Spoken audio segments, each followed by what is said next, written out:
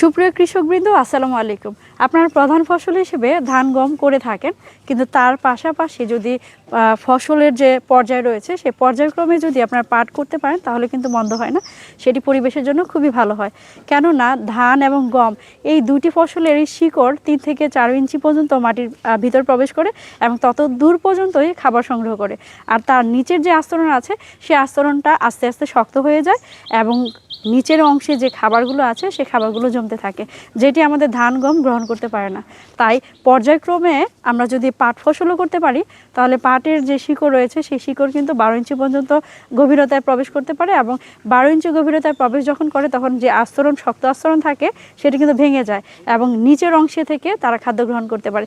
এতে করে আমাদের পরিবেশে কোনো বিপর্যয় ঘটে না এবং সুষমভাবে কিন্তু আমরা বিভিন্ন ধরনের ফসল চাষ করতে পারি। তাতে ফসলের নিবিড়তা বাড়বে এবং পাট ফসলে যে পাতা রয়েছে সেই পাতা যখন মাটিতে পড়ে তখন জৈব সার হিসেবে মাটিতে সংযুক্ত হয় এবং মাটির উর্বরতা বাড়ে এবং আমাদের ফসলের নিবিড়তাও কিন্তু বৃদ্ধি পায়। ধন্যবাদ।